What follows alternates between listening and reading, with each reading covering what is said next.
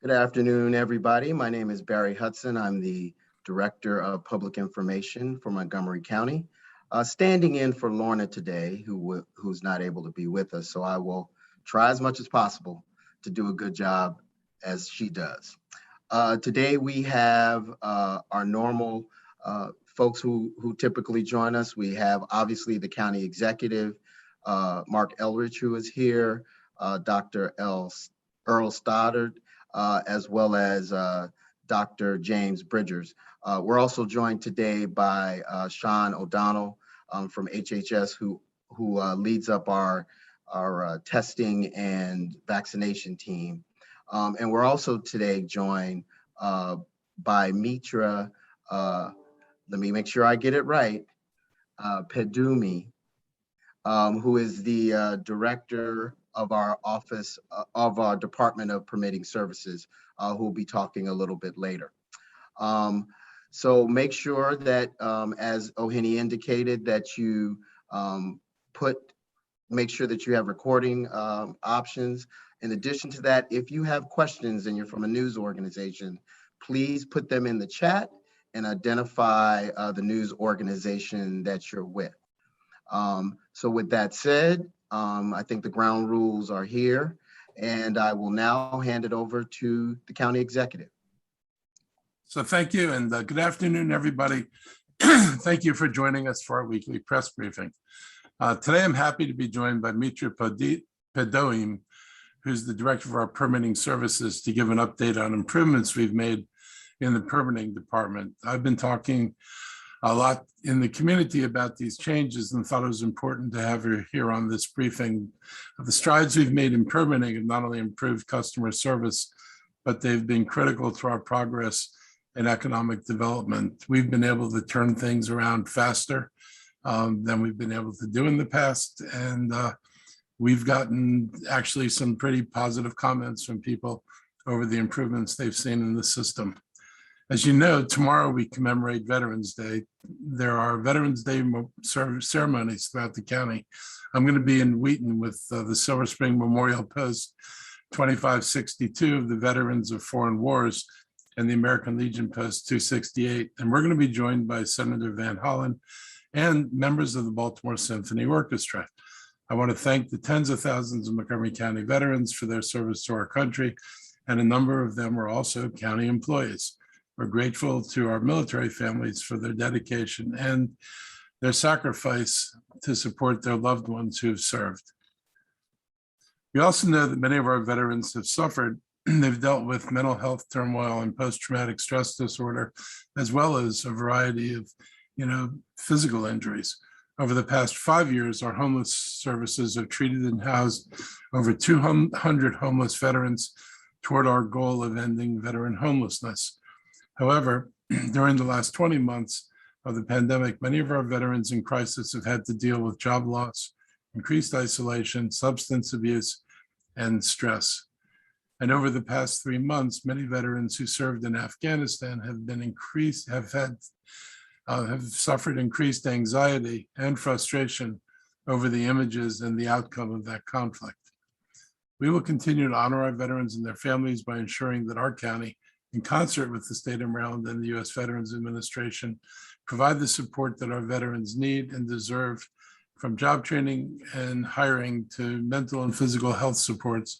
Veterans should contact and engage with our Montgomery County Commission on Veterans Affairs at montgomerycountymd.gov/veterans. Last night, over 75 people from the community came out to our first ever all Spanish language budget forum. People came with their children and families to participate. I want to thank the county staff and community organizations for making this event a great success. The questions and comments from the attendees were great and helpful. We had translators there who translated questions for me, and they translated my answers back to the community. It really worked out pretty well. This was the first, but this will not be the last. And thanks to the community for coming out and engaging. I heard your issues and concerns. Now on to the usual part of the COVID briefing. We'll start with the case rate. Our COVID update this week, we'll find that our test positivity rate is 1.58%, and we have a case rate of 7.65 per 100,000 residents. We had 96 cases yesterday, including 9 hospitalizations and no deaths. Despite having the best rates in the state, our numbers have plateaued at the break point between substantial and moderate. You see us using a definition of substantial as over 50 cases. And what we found, and this has been going on now for a few weeks, is that we stay right around 50. Sometimes we dip a little under 50, and then sometimes we go over 50. While we had a steady decline in cases that got us to the 50 point, this has kind of been a plateau for a while. So expect to see this. Today, this is the second day where our cases are going to be in the substantial range. They're going to exceed 50 cases. So we did take 7 to go back to a mask mandate. But I just wanted everybody to know that we're kind of standing on this brink between the two rates. The county's indoor mask mandate is currently not in effect in accordance with the county council's regulations. However, I continue to urge everyone to wear masks indoors in publicly accessible areas, particularly regardless of whether you're required to do so or not. This would be different if our cases had continued to plunge and we had gone from 50 to 40 to 30, but that's not what's happening. And so there's little difference between being in moderate or falling into substantial. That means there's still a fair number of cases out there in the community.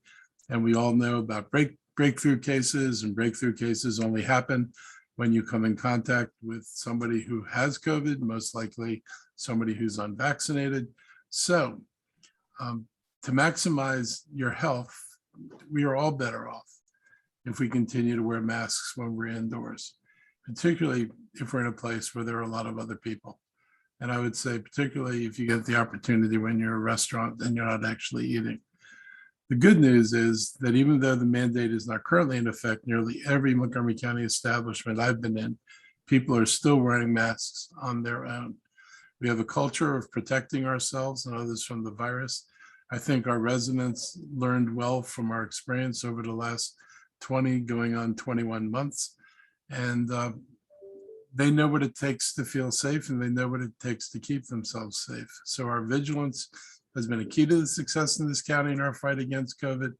And I would just encourage everybody to maintain that vigilance. It's really important that we not let this get out of control. We don't want to see a winter spike. It's getting cold. People are going to be doing more indoor activities. You're likely to see the indoors become more crowded. So please do what you know works. Stick with what we've been doing, and we'll all be fine. After 21 months of doing this, I think most of us have realized there's no drastic harm, and we're as free as we were before we had mask mandates. I also want to note how prolific our testing has been, and to thank all those who continue to work on these operations. As you can see from the chart, we've surpassed 350,000 tests just from our Health and Human Services Department. This doesn't include all the tests that are administered by the hospitals, the pharmacies, and the private practitioners. So the county is, administered an enormous percentage of the tests here in the county. It's a good sign for the county that the lull in testing that was in the summer, that since then we've actually seen an increase in our testing rates again. People are getting their booster shots, and our residents still clearly understand that testing for this virus is so important to our own mitigation efforts. Testing is an important component to slow the spread of the virus, and I continue to encourage everyone to test to protect one another. Our vaccine rates, over the past few months, we've been proud of getting around 99% of our eligible population to at least having one dose, and it's been an extraordinary accomplishment. Now the definition of eligible population is changing because we're including the 5 to 11-year-olds, which means you'll see a decrease in our percentages because there's now this larger population that up until last week wasn't vaccinated at all. So the number of people included in this is a larger group, and we are beginning to vaccinate the 5 to 11-year-olds. So while we know this will go down, once it starts at the low point, it'll start going back up again. Currently, 77.9% of the county's total population is fully vaccinated, and 87% has at least one dose. Over the next several weeks, I look forward to seeing our fully vaccinated population grow to being over 80, and as we continue to vaccinate more of our 5 to 11-year-old population. And again, this is going to take 2 doses before these folks are fully vaccinated. So we're looking at about, a month between when students get their first vaccination and when they get their second vaccination. So it's going to take a little while to completely climb back up. But just when you look at these numbers, don't dismay. This is just the result of including more people in the population that we're counting. To put this in context, the US rate for fully vaccinated individuals is 58.5%. There's absolutely no reason why there should be nearly a 20-point gap between Montgomery County and the rest of this country. And sadly, if the rest of the country can't make up a bunch of ground on this number, the pandemic is going to remain with us. And, with it, it's going to remain the concern about mutations. We, already are seeing a small number of cases from the latest variant on the Delta. It is of a concern that as this virus mutates, we would like to get it under control before we get a mutation, which could potentially send us back to square one, a mutation that basically can get around the vaccines. The sooner people get vaccinated, the less chance this virus has to mutate. So this isn't just, a vaccination drive. This is a drive to exterminate this virus to the greatest extent possible so that it doesn't have the ability to cause future damage. And this is on all of us to see to it that we can get this done. Our efforts to vaccinate the 5 to 11-year-olds is off to a good start. Since last Thursday afternoon, less than a week ago, County Health and Human Service Department has vaccinated over 9,500 children. This is around 9% of our estimated population of children between 5 and 11. This doesn't count doses from the private sector.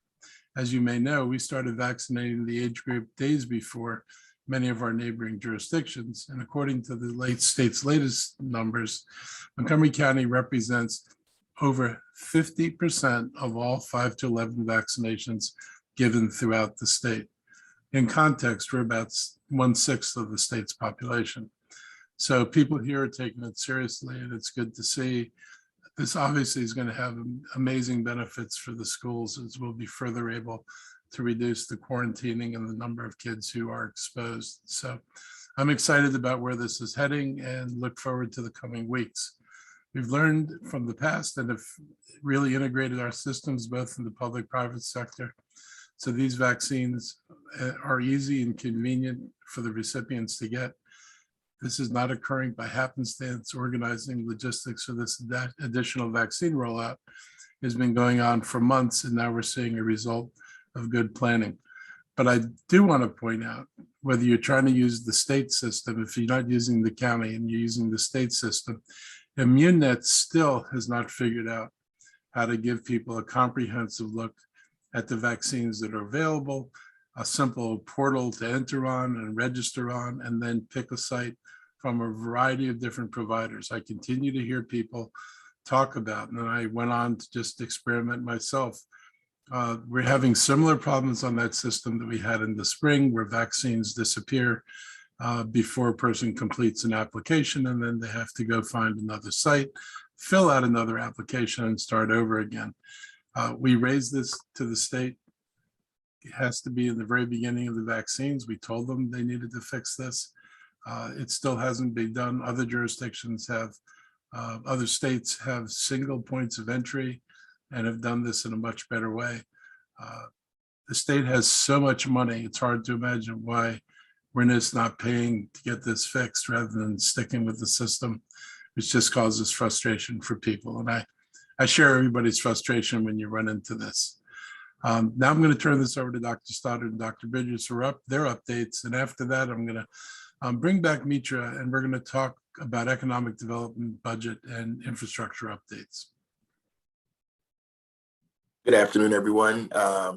As Mr. Elrich indicated, our data points have plateaued over the past couple of weeks. I know that we've been monitoring the on-ramp and the off-ramp according to the County Council's Board of Health Regulation Amendment. And so Mr. Elrich has recommended and advised us to put a notification or alert system on our data dashboard for the county, a flag/tracker, if you will, so that we can lessen any confusion from the public. We know that our ranges from beginning of the 27th have ranged from 44.83 cases per 100,000 up until today, which is about 53.58. So we want to lessen the confusion, to give folks an indication of where we are, to lessen any questions that we have about our data points. And so that is forthcoming. We're working with our data team. And so I just wanted to share that based on the CE's recommendation in his update this morning to our team. I'd like to turn it over to Mr. O'Donnell before we shift to Dr. Stoddard to give us an update on where we are with our pediatric vaccination strategies, our boosters, and our third shots for those who are immunocompromised. Thank you, Dr. Bridgers. As the county executive has mentioned, we've had a lot of success moving the vaccine out that has come into the county. In addition to the sites we've done at community vaccination locations, we've also done over the weekend 12 clinics at our Montgomery County Public School System. We've had great partnerships with our school partners and other volunteers who've come out and helped us keep the lines orderly, ensure that we have multiple fluent languages available to communicate with the populations coming out in our county. And we have also worked with our safety net clinical providers in the county to ensure that they have vaccine to assist us in getting to harder to reach populations. We have a number of clinics planned through the rest of this week. We're looking forward to an update from our state partners on the amount of vaccine that will be allocated to us going forward, as well as the time that we'll get that vaccine in. We hope that we'll receive it before Friday, which would allow us to repeat our cadence in getting vaccine out over the weekend.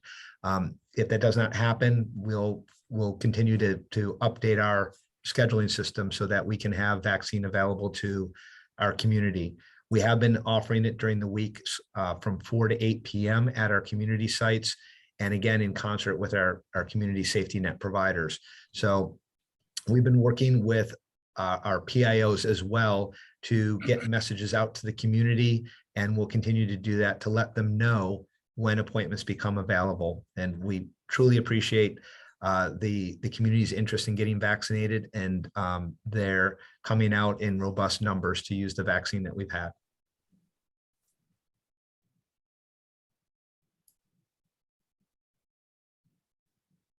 All right, so I have just a few additional comments. So first off, I want to, we recognize that this morning announced FEMA is extending the reimbursement period for the public assistance program through at least April 1st of 2022. It was originally set to be January 1st of the new year, but that extension will obviously allow us to continue to seek federal reimbursement, full 100% federal reimbursement for many of the ongoing activities related to testing, vaccination, and other COVID response related activities.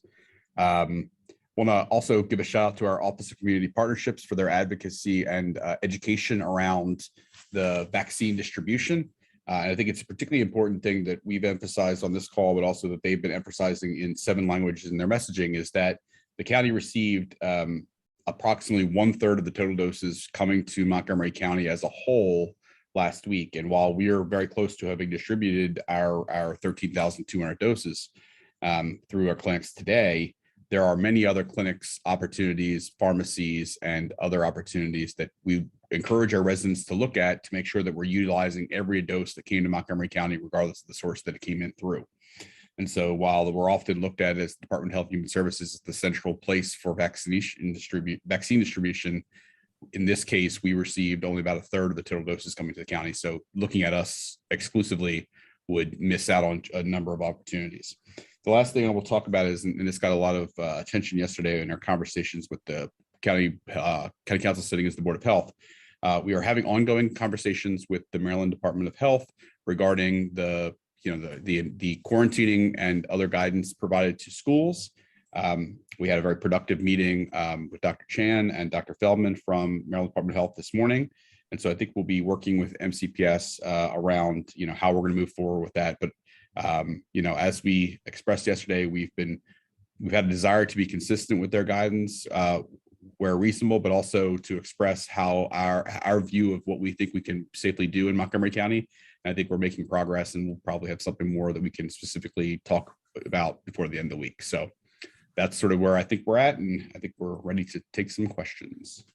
I think actually we'll go Yes. back to the county executive. Okay, sorry, my apologies. No problem. So I want to thank Dr. Stoddard and Sean O'Donnell and Dr. Bridgers for your presentation. Before we go to your questions, there's been a lot of economic infrastructure, budget, and business news that's very important in Montgomery County. And that's the reason I wanted Mitro to join me today to talk about our progress in county permitting. I was pleased to see that Congress finally passed the $1.75 trillion infrastructure bill. I want to send my thanks to our congressional delegation for their hard work and advocacy to get this passed. Like many, I wish this investment would have been larger for the infrastructure needs that we have as both as a county, a state, and a country. This is significant, but it doesn't get the job done to the extent it really needs to get done. And that's just not a Montgomery County issue. It's an issue throughout the country. Nevertheless, the bill represents real improvements in access to funds for transit and other transportation improvements, and we're looking forward to being able to work with it.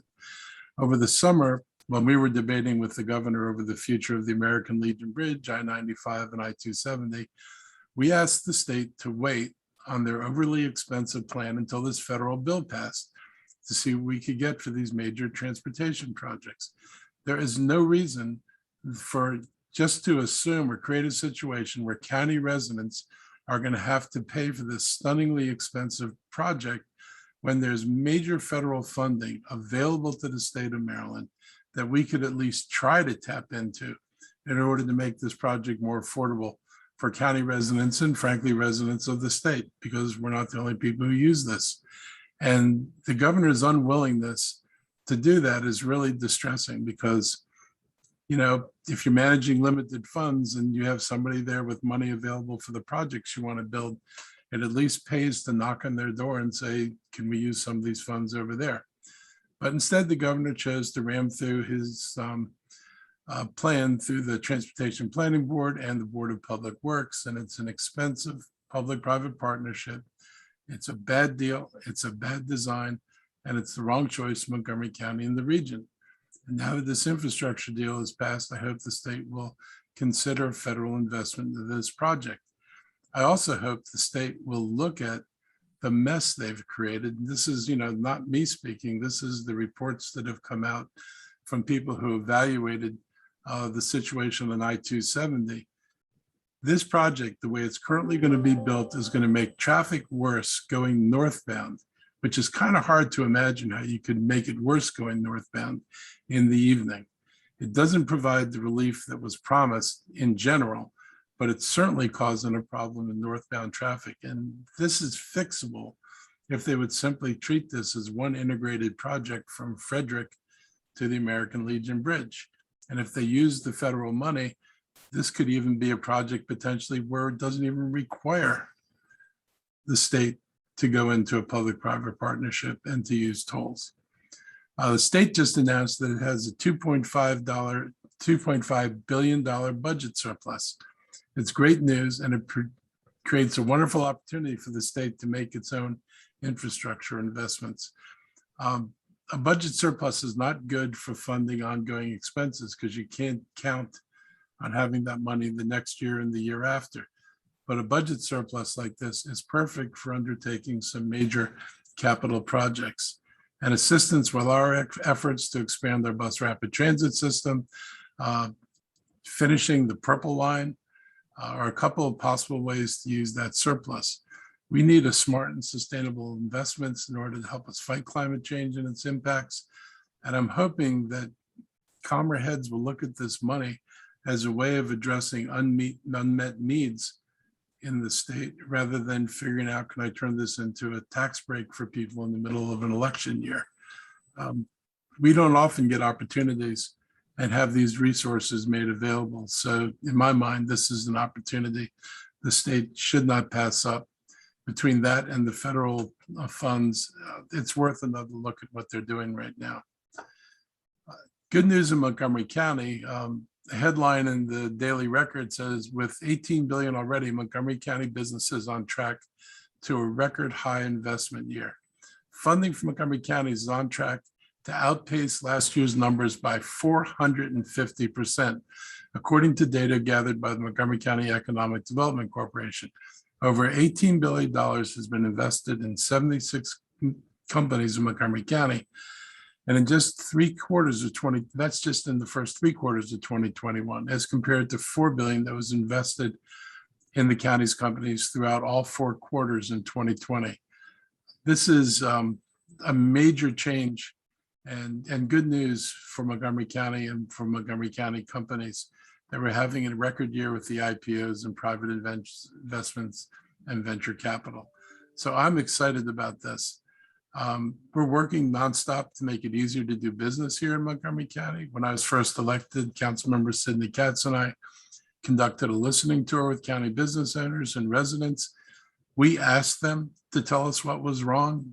We knew we were going to hear. And it was important to give people the opportunity to have that conversation with us. And we repeatedly heard concerns about the county's permitting processes. And since then, we've increased the productivity at our Department of Permitting Services, known as DPS. And we did this despite the challenges of the pandemic. I've said this in a number of other cases. The county did not stand still just because the pandemic came in, or just because we went to lots and lots of virtual work. We kept looking at what our problems were and trying to address them, even in the middle of the pandemic. So we've improved our customer service by adding new residential online offerings to our website. We're about to launch a new online permitting system that integrates the entire permitting process virtually. This is going to be a game changer. And word is getting out among both the business and commercial industry, business and residential, commercial and residential permit customers, about how much better our system is now. We're looking forward to making continuous improvements. One of the things that we've asked all our departments to do is to adopt an attitude of continuous improvement. You know, things are never good enough. There's never a point when you can say, we've done all we can do, or we're happy with where we are. To the extent we find opportunities to improve things, we're going to continue to do that. DPS recently received an email from a customer that said, "You've inspired DPS to work together and to get things done in ways I've never seen in my 35 years of work with the county government." This is the kind of positive feedback we've been hearing, and as DPS continues to improve, we expect more of our residents and businesses will be noticing that we're more open for business than we've ever been before. And I want to thank Mitro and her entire staff in the Department of Permitting Services for their hard work to make these improvements and to serve our public better. I'm just glad she's joining me today, and I'm going to turn this over to her now.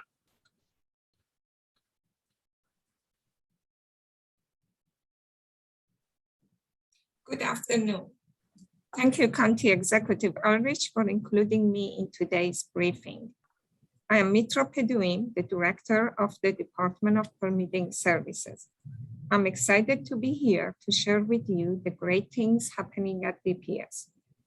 For those who haven't met me, I started back in April of 2020 during the start of the COVID-19 pandemic.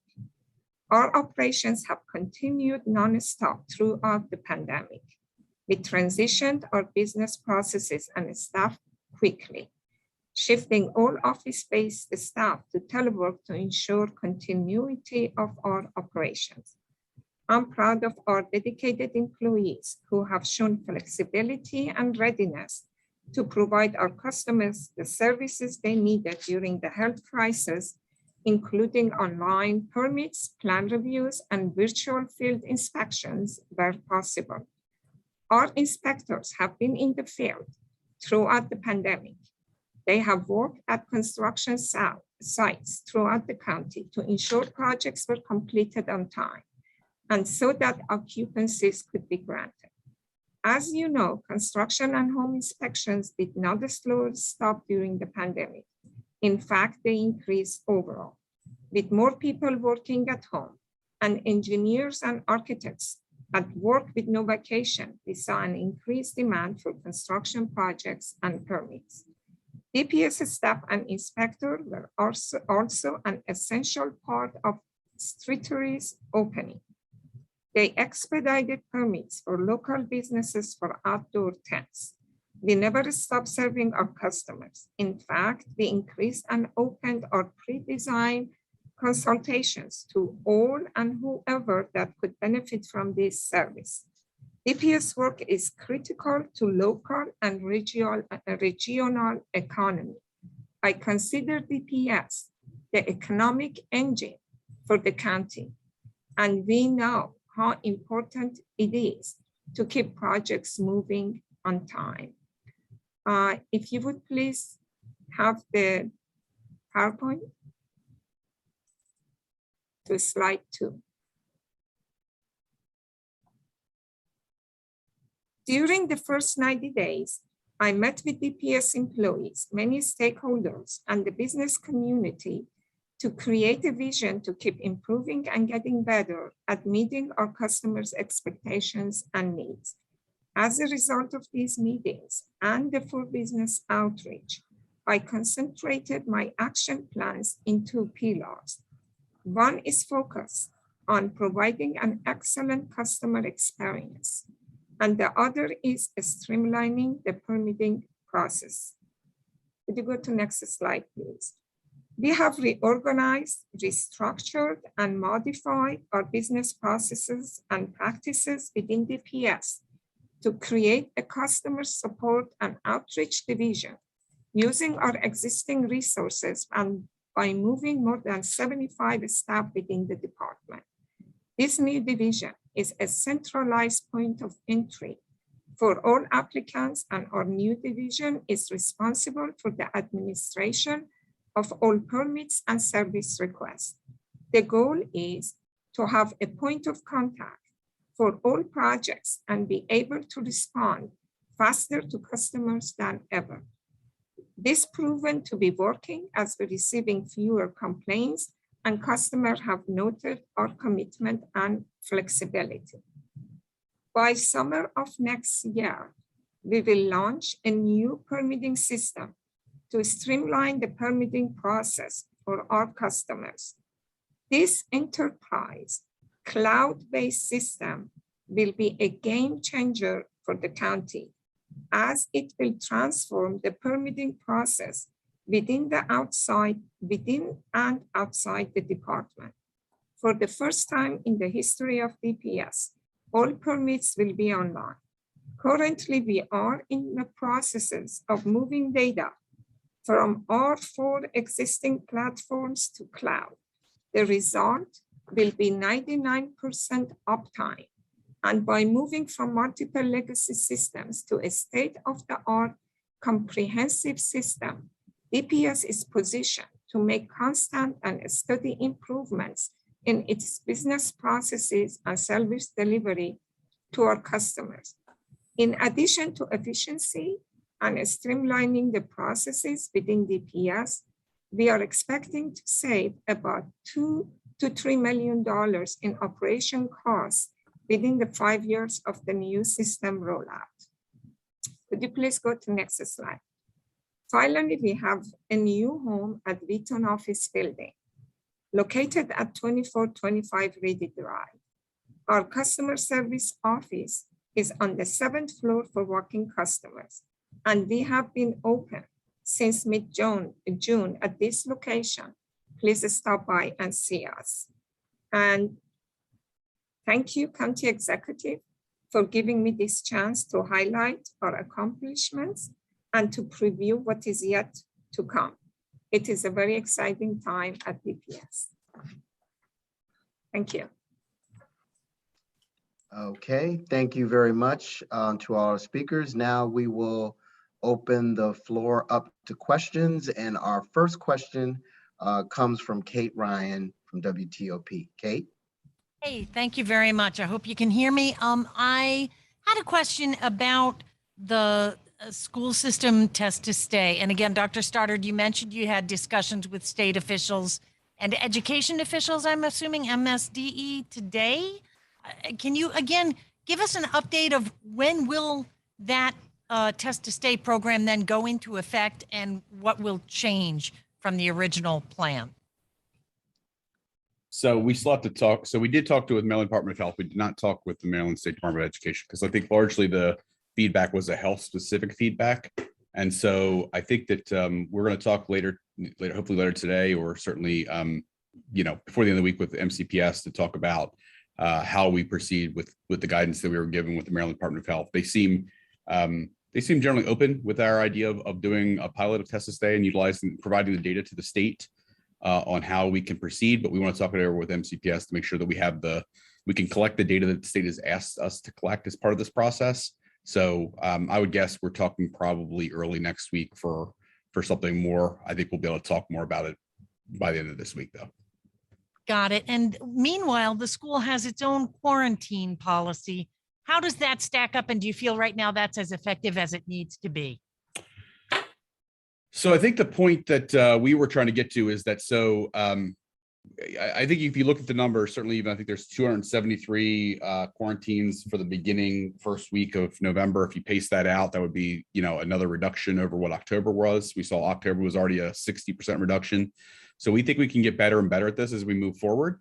And that's the point that we're trying to get to with this test to stay. So what we've done already is if you have a masked exposure and that student is enrolled in the weekly screening testing or is willing to enroll at the point of their exposure, then we'll allow that student to stay with MCPS in the classroom and continue to stay in school as long as they remain asymptomatic. So then the only situations we're really trying to focus on is really the lunchroom exposures, which are about half of the exposures that we were seeing in October were probably also carried over into the lunch period.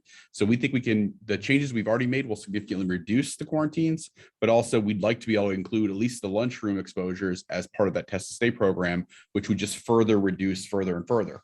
We're trying to layer on top of the other these protective measures to allow us to keep more and more students in school.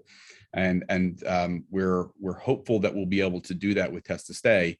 So when the guidance was released from the state, we in the original provision of test to stay, we were going to do a broader swath that included masked and unmasked exposures. When the state guidance came out, we said, we can narrow down to just unmasked exposures because the masked ones won't have to quarantine already. But when the state provided its additional feedback last week, we kind of paused on that because we needed to make sure that what we were going to do was going to work for them. And so that's what we've been doing in the interim with the MDH and other partners. So. Got it. Appreciate that. And one question for Mr. Elrich. Yesterday, Board of Education announced with just 2 weeks to go that the day before Thanksgiving would be a day off because they don't have enough substitutes to handle the demand. And you had teachers saying, we need help. We are crushed underneath the weight of our duties with COVID piled on top of that. And former lawmakers from Annapolis joined them as well. Your thoughts on what needs to be done to support the schools in tackling and handling COVID, and also the substitute shortage? Is there any way to make inroads? I know other counties have the same problems. This whole country has the same problem. I mean, there's a real problem with finding teachers, finding nurses, finding bus drivers, health techs, you name it. I was in a hospital the other day talking to them about their nurse situation. It is so bad that they're paying nurses $10,000 a week. Do the math. Because that's the only way they can get contract nurses. And that's demoralizing to the rest of the staff there that wonders why they're working for just the contracts they signed. So this is going to take a while. I mean, number one, we've kind of neglected training the workforce that we need. Teacher shortages have been creeping up for a number of years, and I think COVID certainly accelerated people leaving the workforce. We read these articles about the great retirement. I think there are impacts from that, and people aren't willing to put themselves at risk in environments that are closed, because as safe as we try to make it, coming indoors certainly bears risks. We don't have the ability to make it 100% perfect and flawless when there are situations, even in schools, where masks are off. These all provide challenges. And then, of course, this kind of falls on the teachers, because they're the bodies that are in the school that then get pressed into services that normally might be done by other school staff, but they're not there. And so I hate to prescribe for the schools. If I have thoughts on this, what I would just say is, with limited amount of time, one might think about prioritizing what one teaches in order to ensure that the students get what they need, and the teachers get the time they need to actually prepare for the work. I mean, if teachers are losing their time during the day, then all the prep work that a teacher would do, remember, I was a teacher, the prep work you would do during the day winds up work you're doing at home. So it's being done at a time when no one's paying you for doing that work, because they've taken away your paid time during the day. I do think they've got to figure out a solution. I'm not sure money is solely the problem. If a person's worn out and stressed, money does not reduce being worn out and stressed. It may require some adjustment of how they do the load during the day. But I think it would be helpful if schools and the teachers sat down and said, this is the problem, let's talk about what we might do to get to the problem. I think this is one of those perfect examples where it shouldn't just be left to management to prescribe solutions and hope they work, but this is an opportunity to bring in the people who are most impacted and give them a role in deciding how can we all get through this together. The teachers want to teach, and the teachers want to teach successfully. So it's not like we have an unwilling group of workers who don't want to do this job, but they're going to need help. And I hope everybody can find a way to talk with each other and get to some solutions. Got it. And I appreciate that. I know there are two more behind me. Just a quick follow-up. Which hospital is paying $10,000 a week to nurses? And are these critical? Not going to say it, but I think it's anybody who's hiring contract nurses. Thank you. I think they're called, I think we refer to them as traveling nurses. A teacher, I mean, some nurses apparently have taken to being mobile and going where the most dollars are. Got it. All right. Thank you so much. Okay, Dominique just withdrew her question. So Stephanie from Fox 5, your questions I think you have for the county executive. Yes, thank you. So I'd like to talk about school violence here. County executive, yesterday we had reported that according to police, they have already responded to at least 48 assaults in the county's high schools all across the county. And this is compared to throughout the entire school year of 2018-2019. So about 3 years ago, 51 assaults or attacks. So we're already close to that number in the first quarter. Looking at the overall violence and given your recent comments on the Blair High School stabbing and SROs, do you then believe that MCPS has not been impacted by the removal of school resource officers this year? You're conflating two different things. I mean, what's happening with violence and youth violence is happening again all over the country. It's happening in places that have SROs. It's happening in places that don't have SROs. Kids are struggling to come back. At least a lot of the kids are struggling to come back.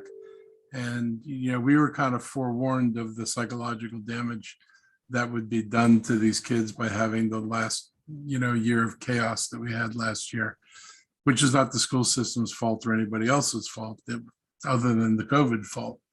Our officers are responding, which is what we wanted them to do. We've placed officers in positions where they're able to respond and they're not tied up with other responsibilities.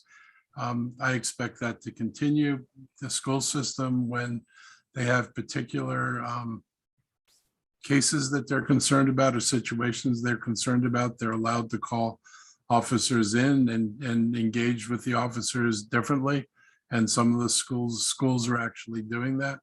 So we think this is flexible enough to meet the needs as they evolve in different schools around the county.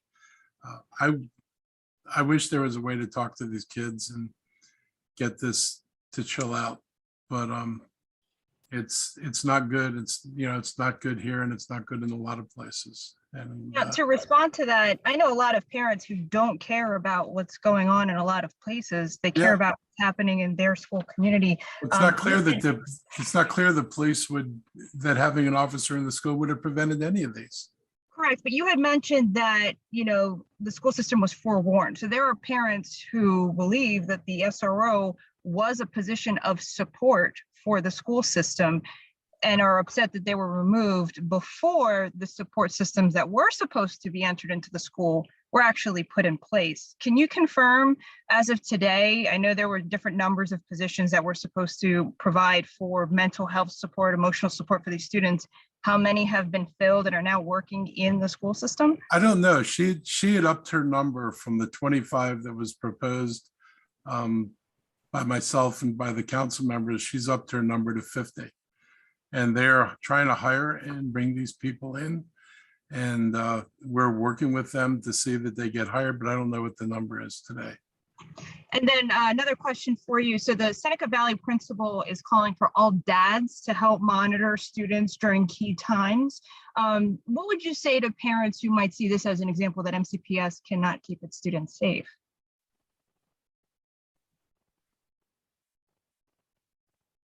It sounds like you're describing a situation, if they're asking all dads to do that, it's something that's bigger than any one SRO would do to keep the students safe either. I mean, when you look at some of these incidents, there's no way an SRO would have been where they were needed to be at the point that an incident occurred.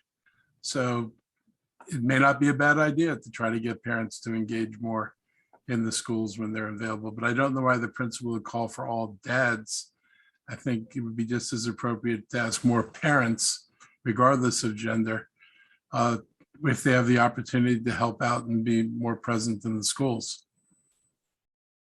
I just said, I don't believe for a second that putting one officer in a school is going to solve the problem.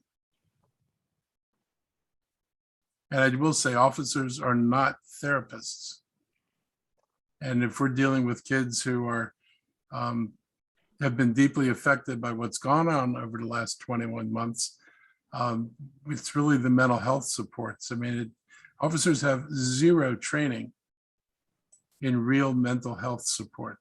We give them some very quick training, which may be useful, but it's not the same as bringing professionals into the school. So going back to the fact then that the school system started without the mental health support it needed in place, did school leaders, did county leaders overall put the cart before the horse here then? I guess my belief was they were hiring. I was told that they were hiring. So I'm not sure where they are in their hiring right now, like I said. But I do know that they actually expanded the resources, and they actually have a 2-year plan to go beyond SROs into a full services of mental health services available in the schools we never had before. So I think the school system's taking this seriously, and I'm sure they're also dealing with how fast they can hire everybody they need. Thank you. Thank you. Our next question is from questions are from Steve from Bethesda Beat. Afternoon, everybody. Kind of going back to what I've written about a lot lately, the mask mandate. And I know obviously the Board of Health's recent action puts in kind of a clause that once we hit 85% of the county being fully vaccinated, you know, the order's terminated. Given the efforts of vaccinating 5 to 11-year-olds, and any of the health officials can answer this, do you think, just given the demand you're seeing, that in the next month or two, once the young ones come in back for their second shot, that we're going to hit that 85% kind of benchmark? I don't think there's any. Oh, go ahead, Dr. No, go ahead, Dr. Stoddard. I don't think there's any question. We're going to say the same thing. Yeah, I don't think there's any question we're going to hit the number. Right. It's the question of when we hit the number. Right. And that will be largely dependent on how quickly we get doses. Because obviously, as we illustrated, I think I tweeted earlier today, we have 480 doses left at the HHS level. So, and we haven't scheduled clinics for tomorrow because we need to know how many doses we're going to have to distribute tomorrow. And so the pace at which we get to the number that we're all looking to get to will depend in large part on how quickly the federal government provides to the state and the state provides to the county the necessary number of doses. As we're showing with the clinics now, and also just the general demand among parents, I don't think there's any question that we have what amounts to 75% of our parents wanting to get their 5 through 11-year-olds vaccinated. In addition to the fact we've already seen anecdotally that kids being vaccinated is encouraging some older, adolescents, young people, and parents to come in with their children to get vaccinated as well. And so I think we're gonna. I have every confidence we're going to get there. We've gotten there in every other category, and I don't see how this category is different. It's just a matter of how fast we get there based on the doses that are provided to us. A simple question that's interesting. What about young kids stepping forward is encouraging other age groups to kind of take the plunge now months later? Sure, Steve. So I'll give you a perfect example. Not only the other age group for our 12 plus population, but for our senior population. Dr. Kroll, the director of the Health and Human Service, and I had a conversation over the weekend, and he attended one of the sites. So he actually saw and witnessed a senior, a member of our community, actually get her first series of the vaccination, of her vaccination series, because she saw and she was encouraged by the 5 to 11-year-olds. So it's across all of the age cohorts where we're seeing folks getting their initial series or their boosters or even our pediatric vaccinations. One of the strategies that we did in order to do this was to have not only our initial series, but our boosters and third shots for our immunocompromised population, as well as those pediatric vaccines available, so that as families come in, they could actually, if they needed to get a shot, they would get a shot as well as their children. And I know that you said you're still waiting on the number of doses from the state later this week. Do you have any sense of that? It's going to be, I think it was 3,200 this first go around. Is it going to be more than that, around the same amount? Any idea yet? None as of this morning. As Dr. Stoddard and I had a conversation with the Maryland Department of Health, I specifically asked that question and didn't get a number. So we are anticipating and waiting for those doses to be delivered. As Dr. Stoddard indicated, we are holding and trying to schedule our appointments based on the number of doses that we receive under wave 2 allocation. Steve, I believe we got a lot more than 3,200 doses. I said 13,200. Sorry, I misspoke around that. But yeah, yes, correct. Right. Thank you. And that's just our doses. That's not the doses that went in to the rest of the health system. Correct. So correct. We are not the only people vaccinating children. That's right. No, thank you, everyone. That's all I had. Thank you. All right. I don't see any more questions in the chat. Any other questions from reporters? Going once, going twice, going 3 times. I held that one slow just in case there was one more. I did want to, I know County Executive, you were talking about Veterans Day. You did mention, I think before we jumped on, about the Marine Corps and their birthday today. Oh, I forgot the number. Was it 246th? Yes. Ah, my memory is better than I thought. It is the 246th birthday of the Marine Corps, November 10th. And if I deduct 246, where do I wind up? 1775. Is that right? You're the math. You were the math teacher, so. I'm trying to picture these numbers in my head, but it's a long time ago. 200 years would be 1821, and they knock off another 45 off that, or 46 off that. Long time ago. None of us were in that first group. That's right. Okay, so since there are no more questions, thank you all for joining us today. Make sure you thank the veterans that you know in your life or around for their service tomorrow. Certainly, if you have the time, you can join the county executive in Wheaton for that particular ceremony and any other ceremonies that are around. I know we have, at least right here below me on the screen, Dr. Bridges is a person who served, and he's here. So thank you for your service. And I believe our technical person in the background, Oheni, is also a veteran. So thank both of them for making this particular piece work for us today. So thank you everyone for joining us today, and have a safe and pleasant Veterans Day tomorrow. And we'll see you next week. Thank you. Thank you. Thank you.